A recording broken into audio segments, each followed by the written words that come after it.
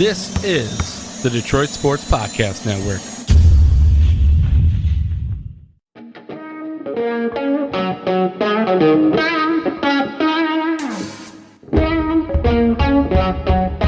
The biggest icon in podcasting.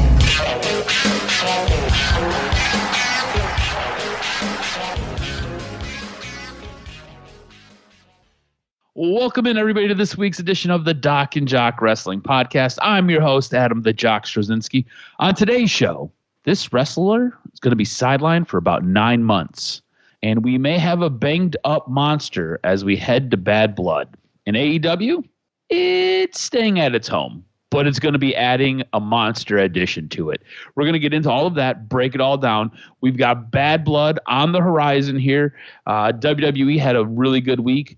AEW had a real nice one as well. Made some money. We're going to talk about it. We're going to break it all down, sort it all out, and help me do that. He's the one. He is the only. He is the Doc, John Macaroon. What's up, cuz? Yes, sir. A big week. Bad Blood tonight. Saturday is going to be epic. I can't wait to see it. I think there's going to be some big revelations for the rest of 2024 and beyond. I think it's great. The buildup has been great. The world of wrestling is at a great spot right now where AEW is making record profits with their TV deal.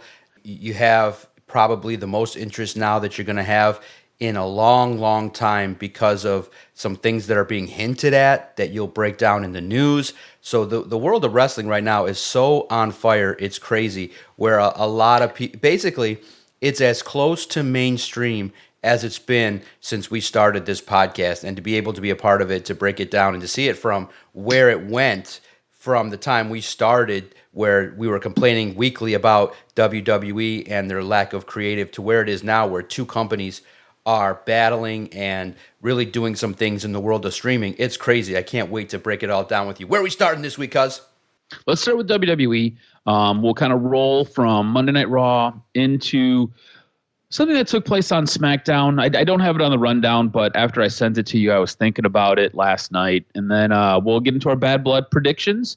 And then we'll talk a little bit about AEW, because they've got there's a lot of big news coming out of AEW right now. So I think the thing that stood out to me most on Monday Night Raw was we're getting this slow burn with Xavier Woods. Kofi Kingston comes to the back and gifts Xavier Woods an Intercontinental title shot.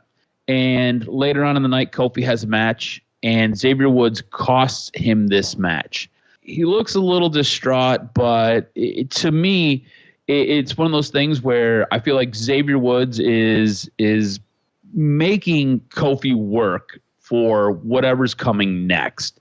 And I think Xavier Woods is going to have this awesome, fun heel turn, but we're not going to get it right away. It's going to be a lot of little things, and then we're going to get it. What do you think about this methodology, this little bit here, a little bit there, a little bit here, a little bit there, and then it's going to be bam, slapping you in the face? Yeah, it's coming. We all know it. I think it's good because it gives people kind of time to embrace it and to really settle into what this is going to potentially be. But really, when it happens, I think the feud can be really something meaningful and tangible in terms of the heartbreak, in terms of who turns on who when. You know, you could have it the other way where Kofi turns or Xavier gets all pissed. It's going to be interesting to see who is the aggressor in the breakup of the New Day. And you can take a lot of turns with it. You can have families involved. You can have friends involved. You can have a lot of different things involved in regards to, oh my God, the New Day's over. Who's at fault? Who's to blame? Who held it down?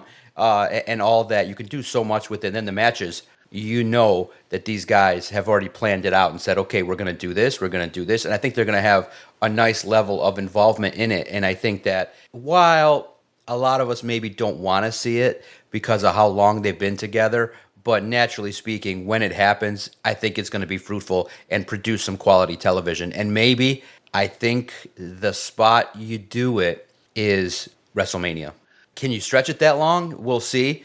Maybe you get a little bit of a reconciliation over the next couple weeks. You sprinkle the seeds in November, December, and then you start the feud and things like that. Maybe the Rumble, if the timing works out. But you want this first match on a big stage, and you hope that it gets the time and effort that it deserves.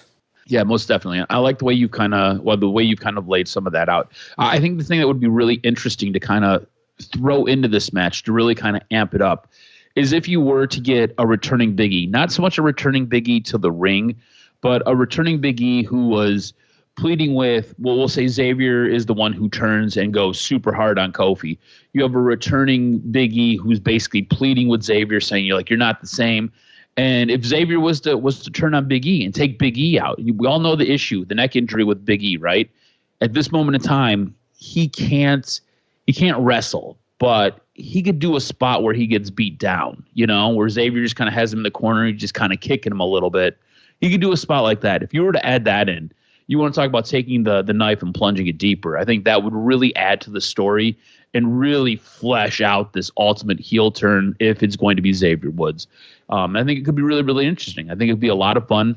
And I think you're right. We've had these guys in this group for so long, and their whole thing has been the power of positivity. They've been nothing but baby faces forever.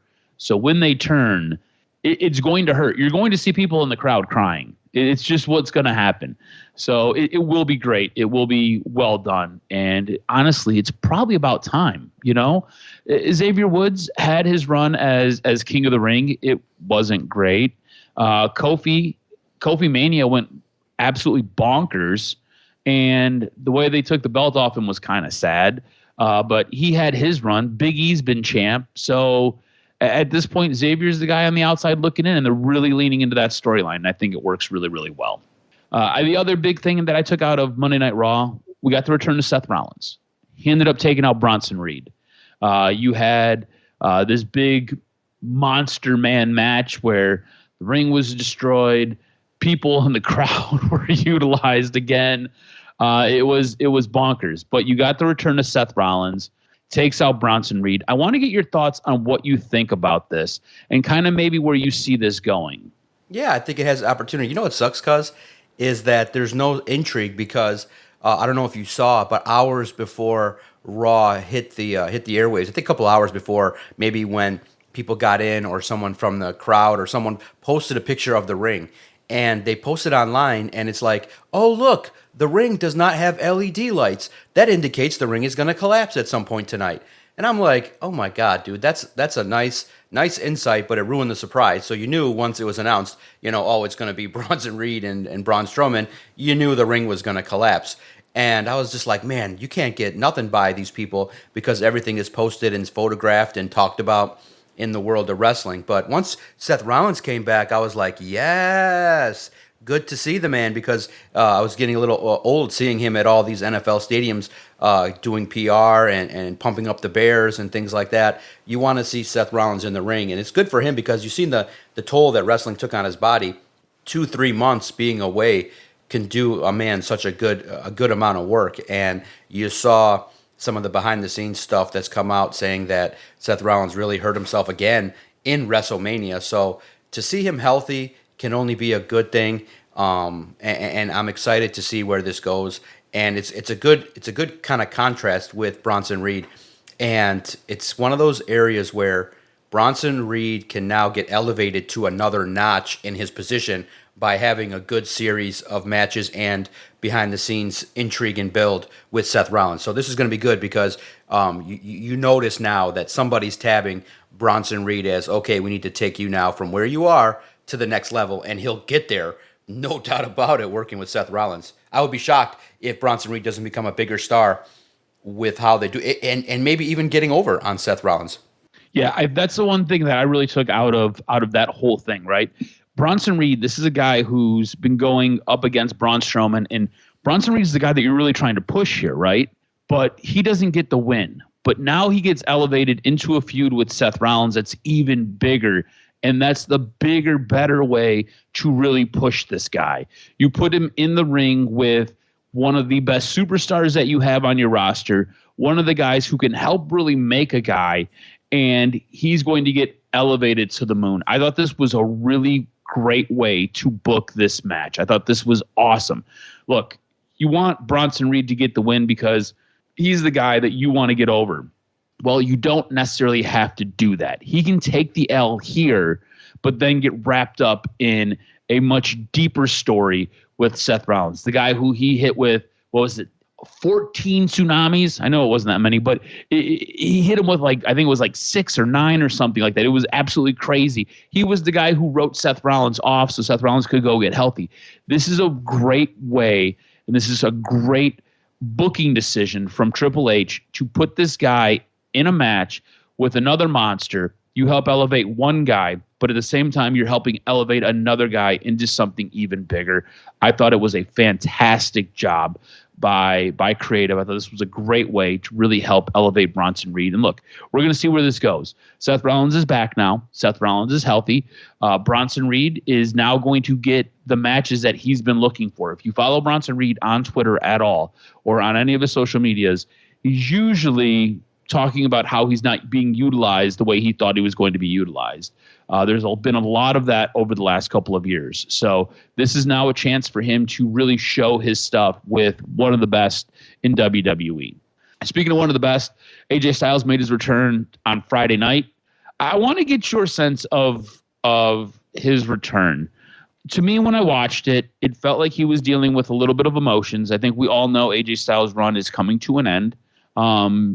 Nashville, Tennessee is a spot where he had a lot of great memories. He spent a ton of time in TNA. He did everything in TNA. At certain points, he carried TNA. He was Mr. TNA. So Nashville, obviously incredibly important to him. I thought he looked a little tired. He's been doing some work on the live circuit that they have. So it's not like he's been sitting on the shelf, but I thought he looked a little bit tired when he was in the ring. And I think there's just a little bit of weight that he's carrying with him right now. And then when you get into the match against Carmelo Hayes and the injury angle that they're working, I just don't know if this is the way you bring a guy back, and this is a way you kind of do a bit of a farewell tour with him. I'm not 100% sure what we're doing here. I'm not really 100% sure what the angle is. My hope is this helps elevate Carmelo Hayes a little bit, because I kind of feel like Carmelo Hayes has been lost in the wash, and I'm not really into his character at all. I'm hoping AJ Styles can maybe pull the best out of him, but at the same time, I'm hoping AJ Styles can go out there and give us what AJ Styles has been able to give us. To me, his return felt like a little bit of a letdown. I want to get your sense of what you've seen on Friday night with him coming back to the ring. Yeah, real fast before AJ Styles, the one other thing, a note of Raw was I'm intrigued by Miz turning on R-Truth. We all knew it was coming. My note was I kind of want to see Miz more of a face these days, but I'm curious to see how that plays out. I mean, Miz is a heel.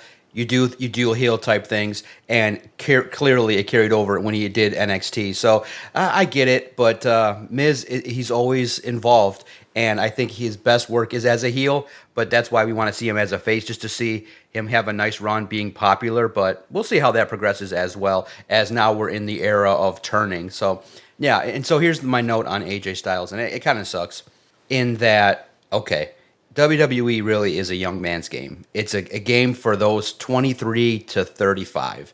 And that's where you can go hard. And look, Cody Rhodes is an individual that is somebody that, you know, is right now in between that, just before 40. I think you're in your prime, though, when you've had all the experience. You're in your prime from 35 to 45.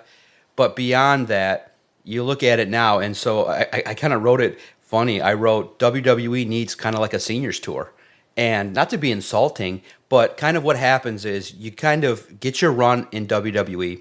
You're 38, you're a performer, you get to be the big star that you are, and then you end up kind of getting to that point where you're 45, 46, 47, kind of in that Sheamus boat.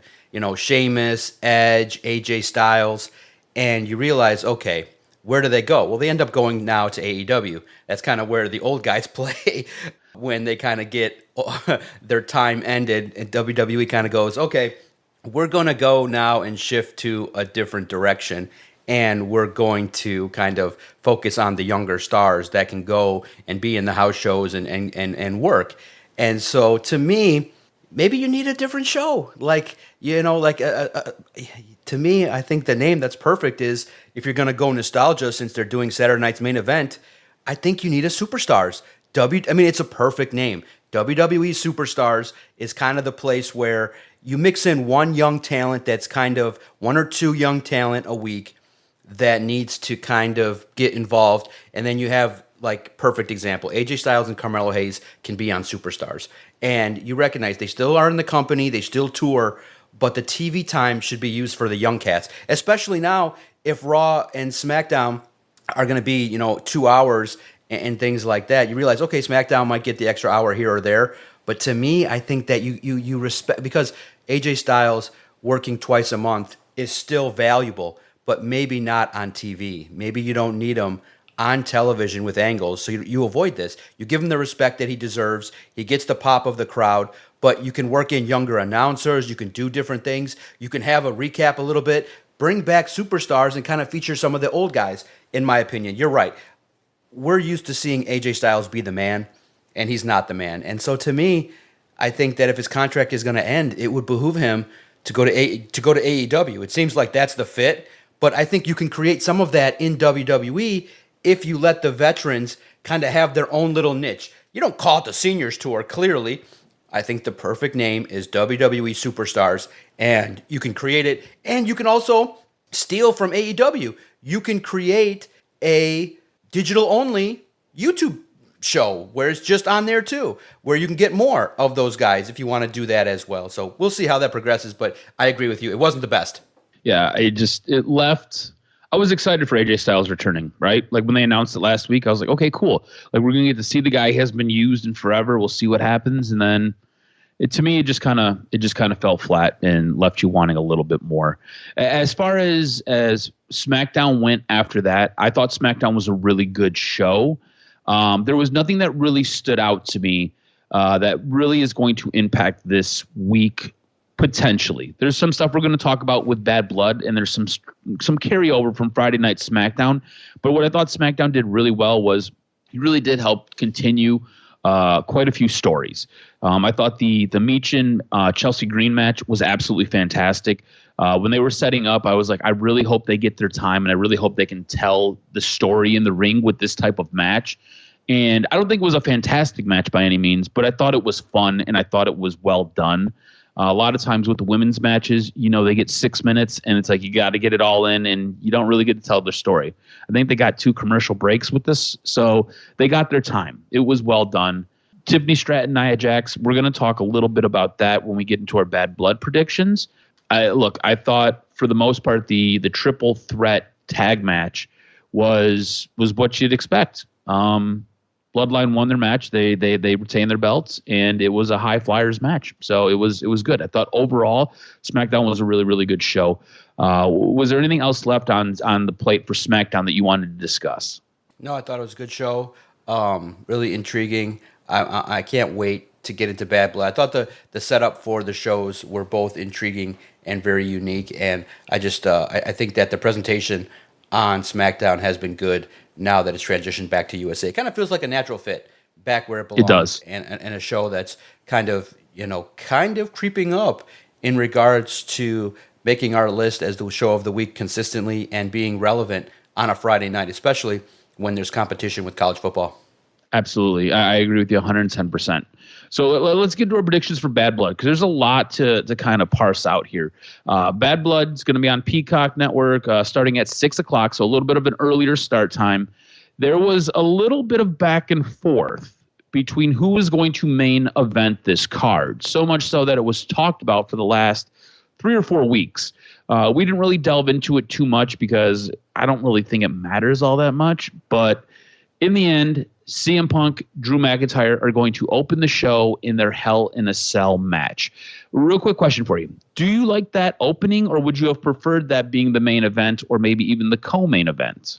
Yeah, no, I agree. I think that, starting with it's intriguing.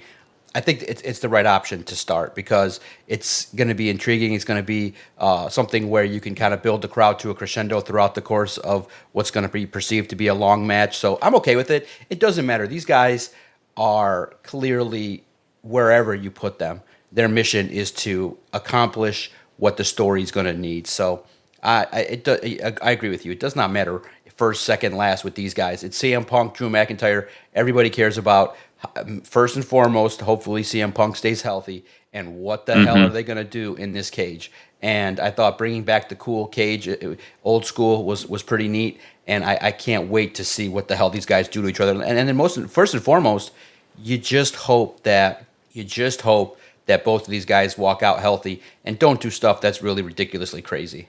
Yeah, I think the last Hell in a Cell match that we had was. Oh, no, it was not. I don't think it was the Finn Balor Edge match, but in that match, Finn Balor's head got gashed open super deep from that ladder. This is one of those weird matches where it's incredibly dangerous. Much to what you said, I like the silver cage. They got rid of that blood red cage. I think this makes it feel a little bit more real. I always felt like things were made to be toys, and that's kind of what Hell in a Cell was initially made for, was to be a toy. And I think now it's made more to be what it is, to be intimidating. So this should be a really, really good match. How do you see this match playing out? Does CM Punk get the win and get to move on, or does Drew McIntyre get what he needs, and does he get to move on? Yeah, it's crazy, right? Because, well, look who's the world champ. On that show, it's Gunther. So to me, it's actually great because you have set up in the past both before. So you can't go, well, but to me, I think, for Drew, if you don't have him win, you got to set up the next thing. To me, I think the bigger star has got to be CM Punk. I think for business, I think if you just go by what CM Punk said and you say that, okay, this is why I'm truly torn, and I have like 9 question marks next to this note. If you go by what he said, that the original plan is going to be him and Seth Rollins in the main event of WrestleMania. So they view him as a main event guy. Okay, that's the spot he wants. Clearly, he came back for that, to also be involved in meaningful feuds, to be in a company that looks like what it is now. This is what he fought for: entertainment, purpose. Basically, maybe the wrestling world can thank CM Punk. Those of you that don't appreciate, like Kenny and Adam, the genius that is CM Punk, all he was asking for back in the day was, can we kind of have a WWE without Vince McMahon? Can we just kind of have it where stories make sense and I don't just wrestle one guy one night and then the next night he pins me and then we go on? Can we just kind of have stories and characters and vignettes and healthcare and maybe less house shows? Healthcare. Something. Can I get like my brain not bashed in and then you tell me, oh, just get over it. Back in my day, we used to, get our heads beat in and then we'd go wrestle around and have some sex. It's like, no, I'm kind of hurting here. I kind of can't see straight. I'm seeing 3 of you, Vince. I'm not sure I'm okay. You see 3? That's pretty good. Hit the one in the middle. Go out there. And so for CM Punk, to me, he goes over. But in the probably what's best for business in terms of where we are today, so my prediction is CM Punk. But in terms of what you could do is, you use CM Punk to get Drew McIntyre over, and then you have him become the world champion at some point, because, the man deserves it for more than 5 minutes at a time. So I could see that as well in terms of like, okay, the bigger person that needs to get over more is Drew McIntyre. But to me, this match is about violence and gore and releasing.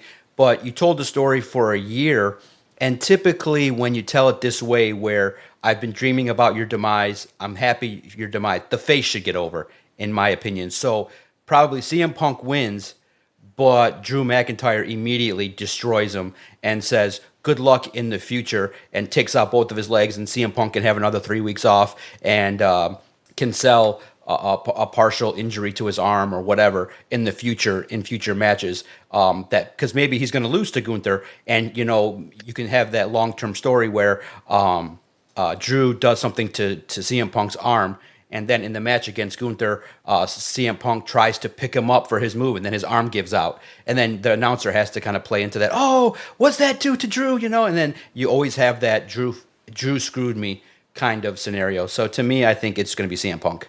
Extra long-term booking from the doc here. I'm going with CM Punk as well. Look, I think at this moment in time, WWE has positioned itself as a pretty babyface company. In this match, whether you believe it or not, CM Punk is the babyface, Drew McIntyre is the heel. So babyface has to get over. Babyface gets over, and like you said, sets him up to take on Gunther. We'll see what happens there. Drew McIntyre possibly down the line. Seth Rollins possibly down the line. There are a bunch of options that now open up after this. It kind of frees both guys up to go do their own thing. And they could always come back later on if CM Punk is the champion and Drew McIntyre feels he has a stake to that claim. So we'll see what happens, but I'm going to go CM Punk. Next match, we've got Damian Priest versus Finn Balor. I'm going to take Damian Priest in this. I feel like this is a match or just kind of a storyline that probably needed to end 2 or 3 weeks ago. I kind of feel like we just kind of keep running the same dialogue. We keep doing the same stuff. This kind of has to finish it, and we have to move on. So I'm going to go Damian Priest in this match. Man, it's tough, right? Because I see, the culmination of this feud with the face getting over. But at the same token, where does that leave Finn Balor in this group of misfits? I think you gotta screw Damian Priest a little bit more. I think that doesn't end. I think this is not a one and done. So to me, I look at it like I don't want this to be done. I think Damian Priest needs to stay in the zone of the Judgment Day and Bad Blood.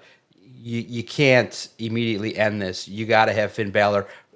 You got to have Finn Balor and the crew cost Damian Priest this match. So I got Finn Balor winning it, and then a continuation of this moving forward at Survivor Series. Because think about it, Finn needs a team, and then Damian Priest can build his team out for a Survivor Series. This has a perfect chance for a traditional Survivor Series match. So you need it where the feud continues, and Damian's more and more pissed, where he can get his revenge in a bigger opportunity. You might be right. When you lay that out, you might actually be right. You might have me convinced that that's the way to go. I might have just cost myself some points here. Our next match, Nia Jax versus Bayley for the WWE Women's Championship. The big question coming out of Friday night was from the segment with Tiffany Stratton, Nia Jax, and Bayley. And you really see Tiffany Stratton leaning into whether or not she needs to cash in.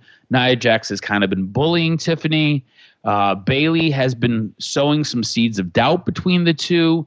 So I guess my big question before we get into our selections is, does Tiffany cash in this week? Does she cash in after this match? Whether Bayley wins it and then Tiffany comes out and cashes in immediately, or if Nia wins, does Tiffany cash in? Could you see this happening, or does it happen? Yeah, I could see it happening if Bayley wins, no doubt about it. But I think that you want to continue to hold it just a little bit longer, even bigger stage. So I don't think there's going to be a tease of a cash-in.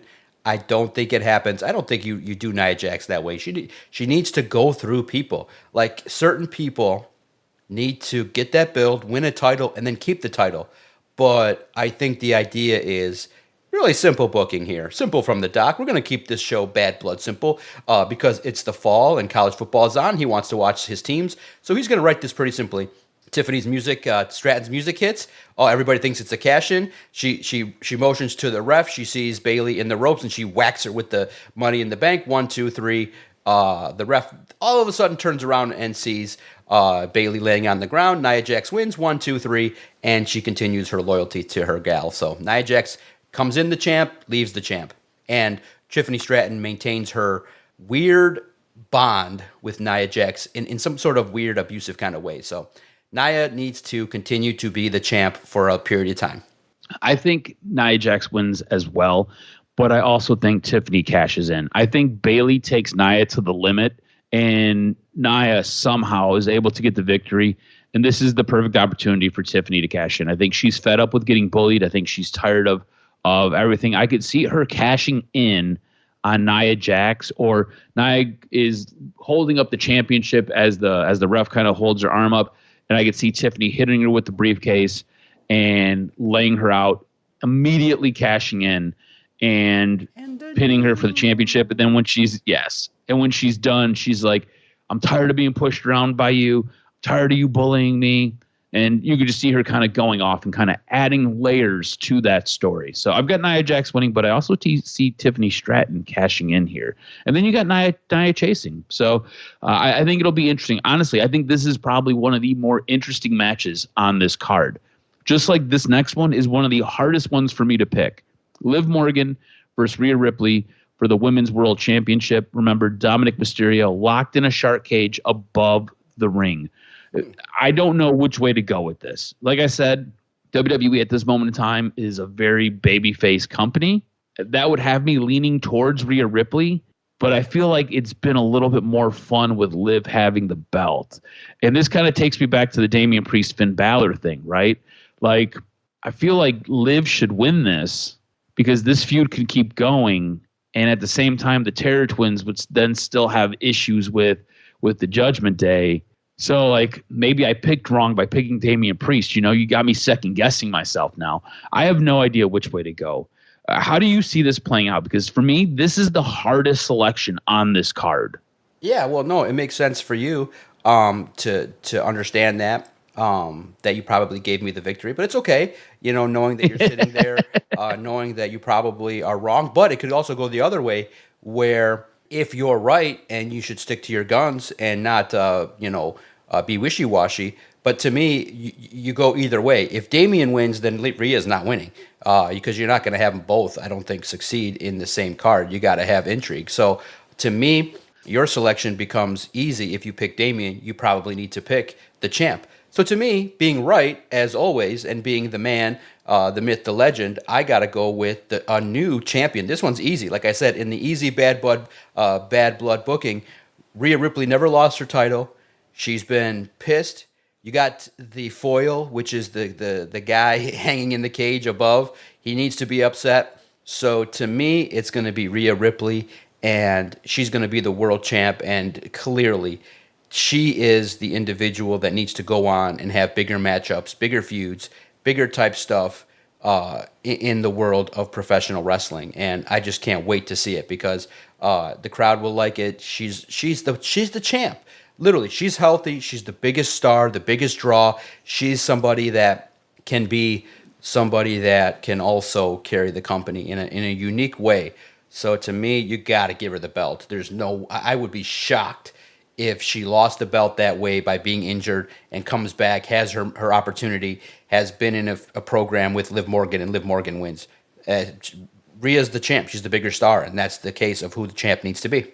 All right, Doc's got Rhea. I'm going to go with my gut. I'm going to say Liv, and we'll see what happens. Like I said, this is the hardest one for me to pick.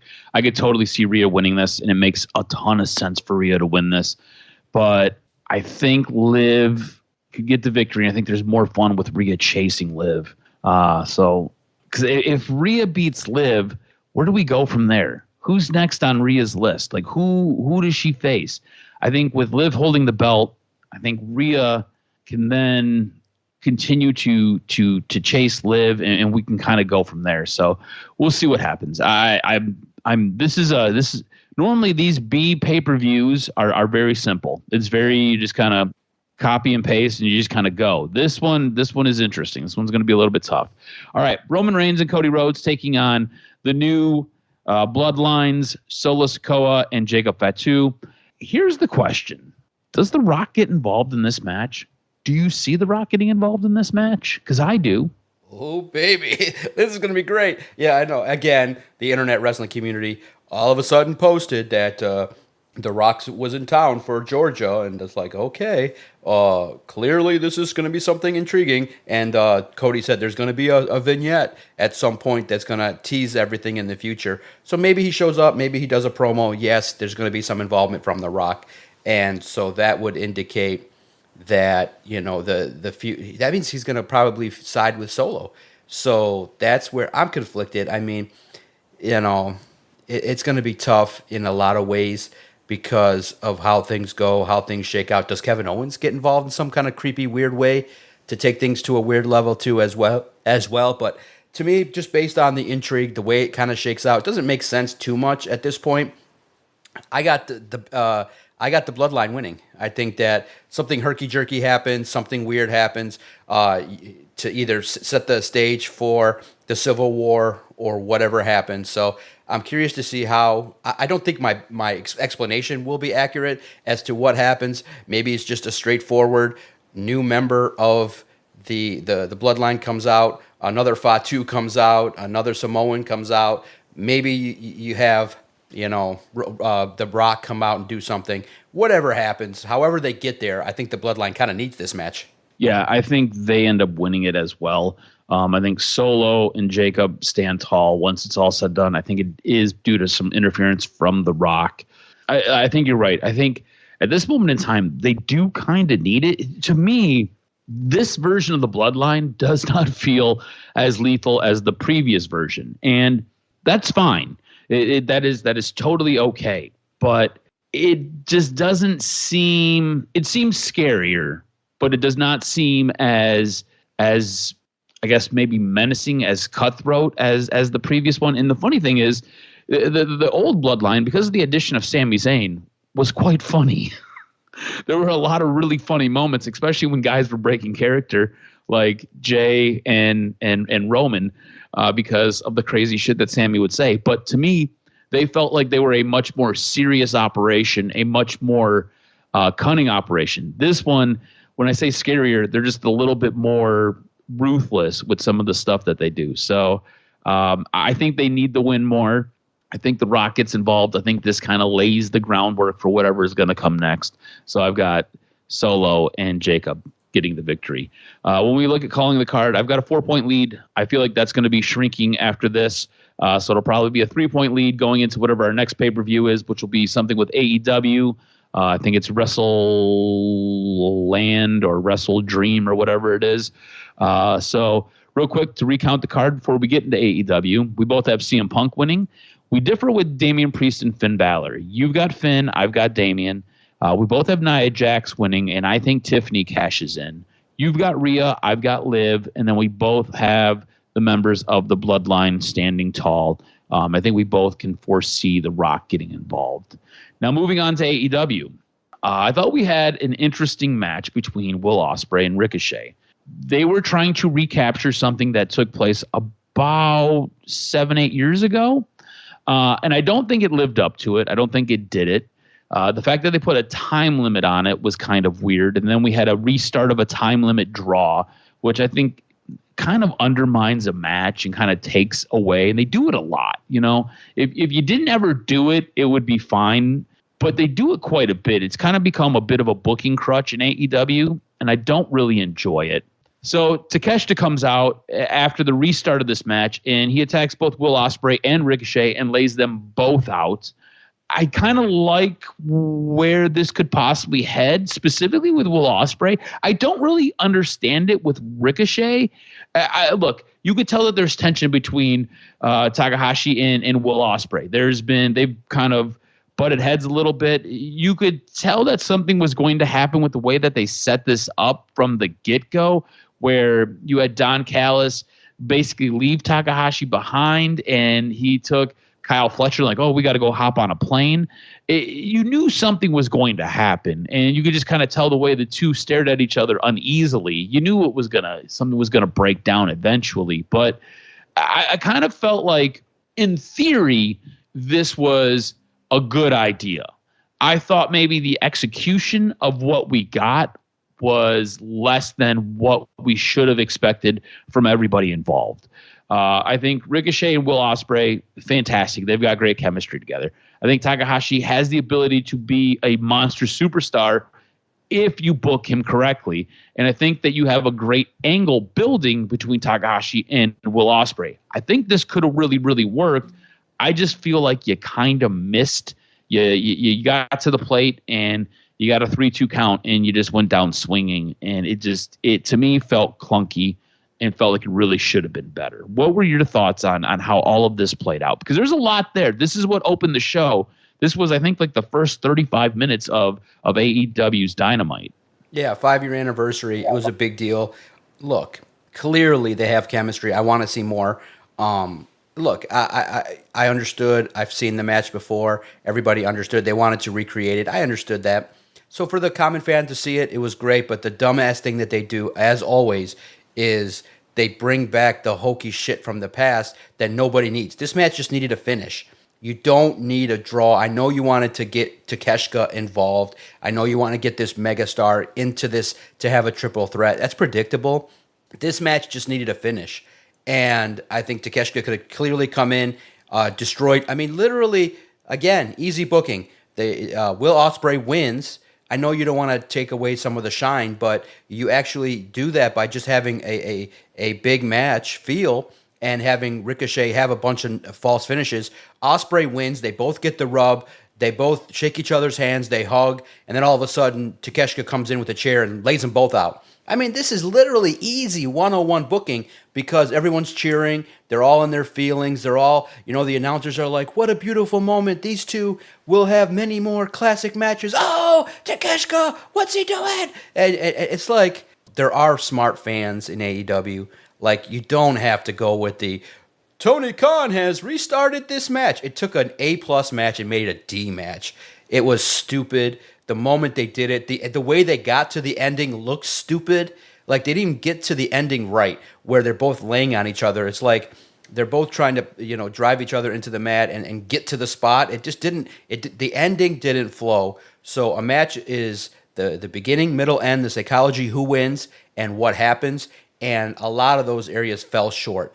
Look, these guys will have a lot of great matches together, but you botched the ending and you botched the basic, tenet of the matchup in regards to having a draw and a restart. So to me, it fell short, especially to start the show, and that's why people don't like AEW.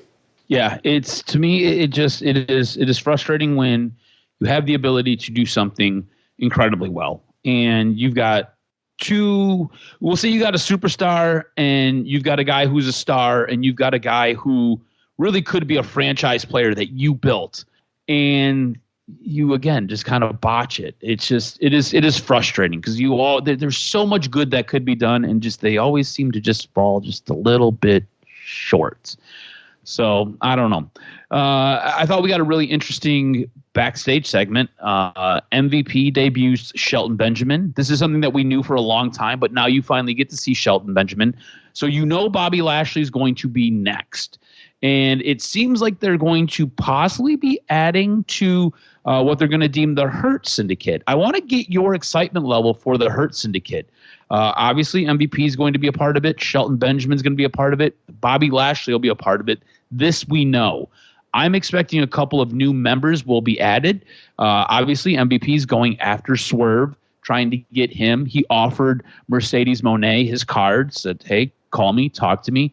I could see them really filling this roster out with a guy like Powerhouse Hobbs, who you've talked about a couple of times. There are going to be wrestlers that can be really elevated in this group if things are done well. So where are you at with this new version of what was called the Hurt Business? In AEW, it's going to be called the Hurt Syndicate. It's going to be great. I think it's going to be refreshed and actually do some things. I think it's probably the right spot. Again, veterans. I can't wait to see how they use Bobby Lashley. I think if they highlight him correctly, then there's opportunities to do some things. So I think it's going to be great. It's intriguing. I love the way that they portrayed Shelton Benjamin. He takes. I actually, you know what? I don't know where my head's been at, but I didn't know Nana even wrestled. Like, I don't think I've seen. Look, AEW might have done a poor job. I've never seen him. He was an indie wrestler. I don't think he ever wrestled in AEW. Yeah. That's what I'm saying is that if they have footage, they've never really showed it. Like, at that moment, you could say, oh, Nana said that he did this. A picture, something. Like, I didn't take the time to look, and that's on me. But I should go look and see what he did as a wrestler and how he looked. If he presented himself as Prince Nana in that kind of gear, it's going to be cool to see. But I just thought that it was great. He's like, ooh, good coffee, takes his cup and walks off. So it was a lighthearted moment, but I love MVP. I don't handle that kind of stuff. If you got a complaint, and it was good to see the crowd appreciate that they knew who Shelton Benjamin was, because he's a star. He's done some things. He's created some things. He's 49 years old, so he's now in the older division, the all-elderly wrestling club that some deem to call AEW, but that's fine. I think I want to see it. I can't wait. Yeah, so Prince Nana wrestled in Ring of Honor. He's wrestled in Ring of Honor since 2002. And he wrestled under the name Prince Nana. So just a heads up there. So he's been basically Ring of Honor and AEW his entire career, besides some of his early indie work. But he's been doing it for a while. But yeah, no, I thought it was well done. I thought this was a great way to introduce Shelton Benjamin. I think, like you said, this could be really good for a lot of guys and could really help get a lot of guys over. But again, you got to do it right. You can't botch this, because I feel like a guy like Powerhouse Hobbs has a ton of potential. Bobby Lashley's going to come in. He's going to be a big star. Shelton Benjamin should always have been a bigger star than what Shelton Benjamin ever became. Shelton Benjamin, to me, has everything you need. The guy can cut a promo. He's got a good look. He's so athletic in the ring, and he can do everything. And the guy's a great worker. The fact that Shelton Benjamin has never been any better than what Shelton Benjamin has been is just unreal to me. So I'm excited for this. I think this could really, really work out well for a lot of different guys. I'm excited to see if they add a female, and if that female is Mercedes Moné. It'll be, to me, that'll be interesting. So I don't know if I want to see her in it. I think I might like to see somebody else in it, and maybe Mercedes Moné and whoever this person is have some good back and forth and have a couple of really, really good matches. But we'll see. I'm excited for the Hurt Business. We'll see when Bobby Lashley is going to debut. Might be next week, might be in 2 weeks. We'll see what takes place. Now, I kind of want to get into the bigger story. Jon Moxley, Bryan Danielson. Over the past couple of weeks, Jon Moxley has spoken in very cryptic terms, basically talking as if somebody else has sent him on a mission. Somebody else is pulling the strings. He always says, "You don't understand this. I'm not doing this for myself. One day I'll explain it all to you." He kind of refers to somebody else in a very passing way, but never mentions a name. There's been a lot of speculation. We've talked about Shane McMahon in AEW.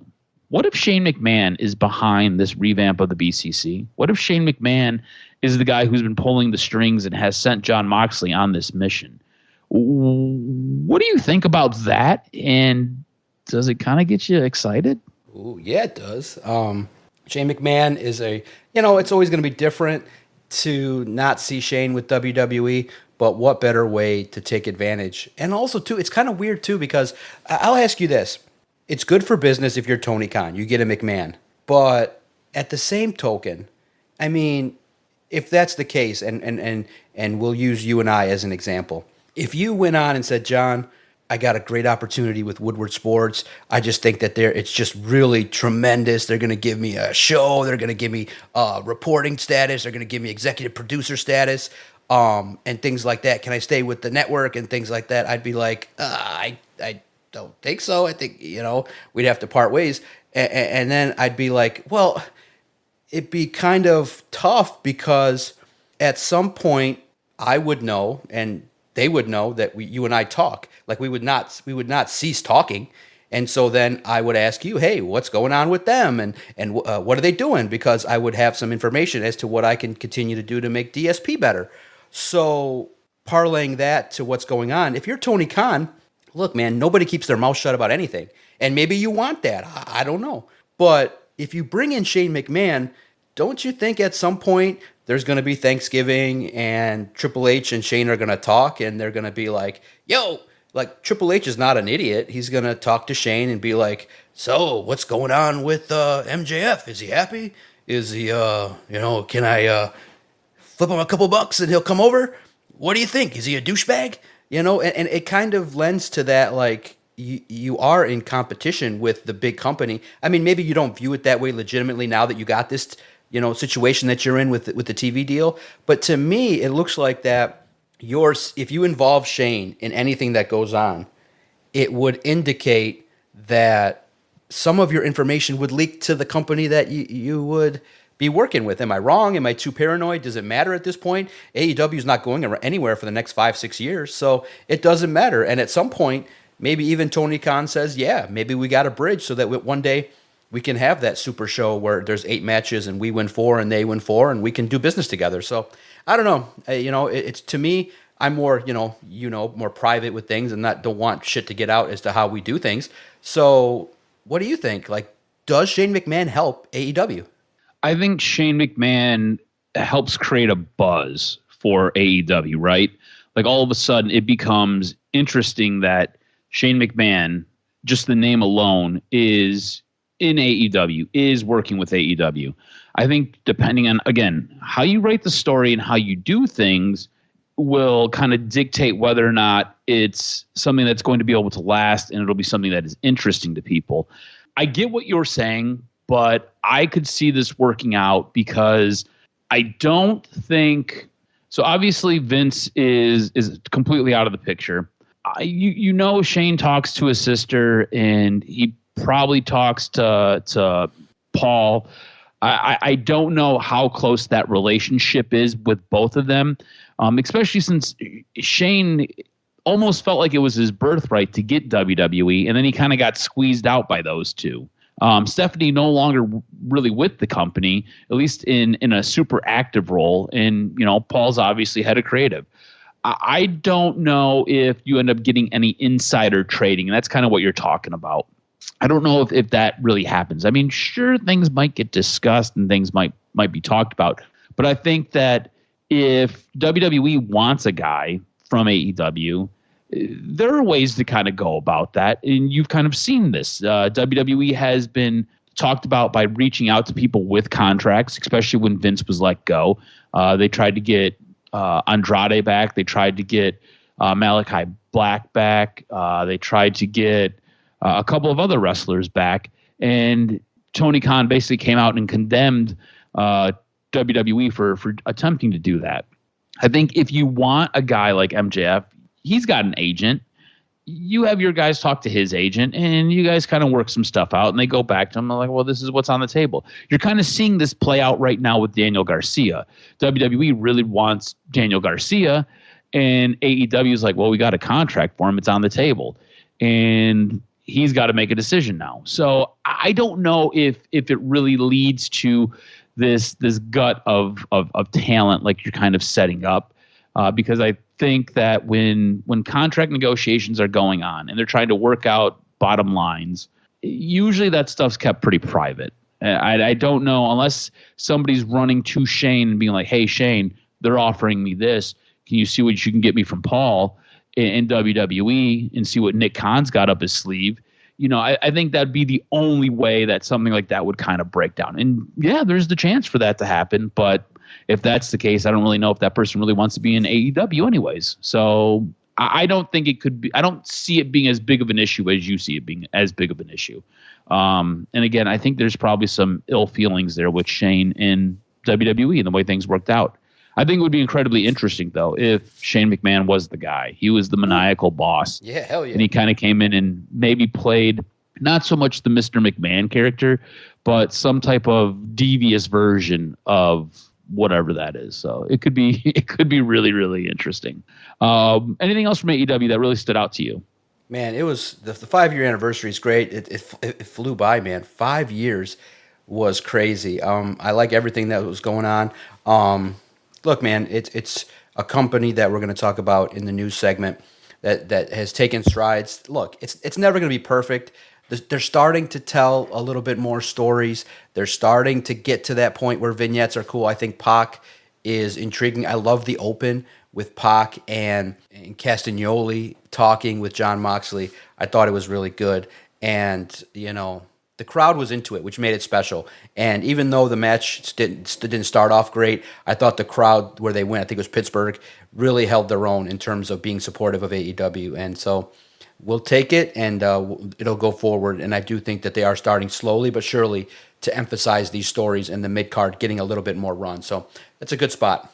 Yeah, there's a lot of good, and we're going to talk about some of that good here in the news and notes. Before we get to that, what was your show of the week? To me, the show of the week, because of some of the intrigue and the setup, I think it was Raw. I thought that it was a good show all the way around in terms of setting up Bad Blood. And I thought the promos that were done with CM Punk and Drew McIntyre really highlighted it. We didn't talk about it, but it was well enough. If you were not interested in the feud, you're interested now. And then a quick shout out to NXT. I thought to see CM Punk wear the referee the shorts. And then to have them swerve it with Triple H, it was just lighthearted, and it was funny, and it was nostalgic. And then Shawn... That was some old school DX stuff right there. Yeah, you can't wear that. And he's like, what? But I'm just copying you. He's like, the hat. and I thought it was great. And congrats. Dude, it looked like he had 2 rolls of quarters in his pants. It was funny. It was just funny to see, and it just kind of was like shedding some of the tension that you saw was there. Seeing CM Punk with his dog with Triple H, it's just the way it's supposed to be. And then congrats to Trick Williams. I thought that was pretty good to have him win it. So to me, a lot of good stuff with NXT on CW, and I just think that Raw was the best show this week. I agree with you. Raw will get the points. All right, you ready for some news and notes? Hit me with this week's professional wrestling news and notes. What made your list this week? I can't wait to listen. All right, this wrestler will be sidelined for about 9 months. During a segment on Monday Night Raw, commentator Joe Tessitore revealed that over this past weekend during a match with Gunther, Ilya Dragunov had been injured. Tessitore noted that WWE Medical had informed Ilya Dragunov suffered a suspected torn ACL. Due to this, Dragunov is expected to be out of action for somewhere between 6 to 9 months. Dragunov had a match against Gunther at the Saturday, September 28th live event in Columbus, Georgia. Speaking of banged up, we may have a banged up monster as we creep towards Bad Blood this evening. It's believed that Braun Strowman may have tore his groin on Monday Night Raw. During the match, you could see Braun noticeably limping. On the latest Wrestling Observer Live, Brian Alvarez spoke about the apparent injury to Braun Strowman. He said, "I did get it confirmed. If you watched the Raw show last night, the last Monster Standing match, they went to a commercial break and they came back and Braun got hit by Bronson Reed with a Samoan drop. Braun Strowman grabbed his thigh groin area, and then they were going to do a spot where he knocked Bronson Reed off the apron through some chairs. Strowman starts running, and I knew immediately this guy's hurt. He normally can't run all that fast, but he couldn't even walk the ropes. He was limping the ropes. He knocked Reed off the apron, and there was a long period where he just kind of laid there in the corner, and the ref furiously communicating with the back. He may have tore his groin is what it's looking like. That's certainly what they thought yesterday." Now on to the big news from the week. AEW is adding an addition to its home. Earlier this week, it was announced that AEW and WBD, or Warner Brothers Discovery, had signed the heavily rumored agreement to keep AEW in the Warner Brothers Discovery family. Real quick, it sounds like it's going to be about $150 million or so a year. That number has been speculated all the way up to 170. Haven't seen the terms. I believe it's going to be a 4-year deal with an option for a 5th. There is a massive article in Vanity regarding it. In the announcement of AEW's new television rights deal with Warner Brothers Discovery, it was announced that AEW programming will soon be joining Max. Warner Brothers Discovery currently owns TBS and TNT, the 2 networks that air AEW's flagship show. The announcement revealed that Dynamite and Collision, notice there is no Rampage mentioned, will air on TBS and TNT respectively, but AEW programming will stream live on Max simultaneously for U.S. subscribers and will be available to stream on demand starting in January of 2025. As far as the pay-per-view events go, it was noted that AEW's live pay-per-views will be available on Max later in 2025 at a discounted price per event. All marketing and promotion of these events will exclusively center on Max as their pay-per-view home. Beefing up Max will also be the addition to the AEW library. The previous episodes will be available on demand on Max. Fightful has confirmed that the library available to stream will include Dynamite, Collision, and Rampage. Now, Rampage kind of has an asterisk by it. Now, if they are to take Rampage and they've filed for a patent for a show called Shockwave and sell that to, say, Fox, which has been rumored, Rampage's library would then disappear from Max. So right now, going forward, AEW is going to have 2 shows. It's going to be Dynamite and it's going to be Collision. It looks like Rampage is going away. AEW may work out a deal with Fox where they'll have a show called Shockwave and maybe Rampage finds its way over to Fox. And that show is rumored to be on Fox Sports 1. It's a way for them to get more sports content on their programming. Now, no deal has been done with Fox. It's just what's being speculated. So AEW sticking with Warner Brothers Discovery, sticking on TBS and TNT. We're only going to have 2 shows going forward. It'll be Dynamite and it will be Collision. Not sure what's going to happen with Rampage. There will be stuff on the Max app, and if you're looking for pay-per-views, you can get them on the Max app, but you're still going to have to pay for the pay-per-views. It's going to be a pay-per-view price. It'll be discounted, so instead of the normal $50, $65 that you'll normally pay for what you're getting on Bleacher or whatever, it'll probably be something close to an additional $20, $25. Might be more. We'll see what happens. But that's going to do it for this week's wrestling news and notes. Man, you just poured ice down my pants because I thought the streaming pay-per-view on Max would just be like Peacock and it'd just be there. Gosh darn it. Hey, I'm going to tell you this. Look, WWE has ruined me for pay-per-views. Yeah. By putting it on Peacock and you getting it for like $7 a month or whatever. You can't not I refuse to pay for pay-per-views anymore. Exactly. I was excited when this was announced. I was like, okay, cool. It's going to be just like Peacock. And then they're like, oh no, it's going to be at a discounted price. And I'm like, well, bump that. I'm not, you know what I'm saying? I'm just not doing it. It's like ESPN with UFC, you know, they have features and stuff like that, but you don't get it for free. All right, we'll still find a way to watch the pay-per-views in our own special, unique way here that I think you all know involves some great technological advances in the world of the internet, and we'll figure out a way to do our jobs professionally. It's unfortunate, that sucks, but look, you got to do what you got to do. And look, you know, the company's profitable. They're doing their thing. It's a nice win for the wrestling world. The wrestlers in and of itself, they have options, and options are key in a capitalistic marketplace. So we'll see what happens with AEW in the future now that they got their opportunity. The opportunity for them to continue to grow and do their thing will now be there. Make sure you follow Adam on Twitter at AdamRSTROZ. Follow us on Twitter at Detroit Podcast. Hit us up if you agree or disagree. We'll be watching Bad Blood, and if you have anything to say, hit us up, and we'll definitely be involved in the mix. Make sure anywhere that you listen to your favorite audio content, just type in Detroit Sports Podcast, and our content will find you. Just subscribe. That's all you got to do.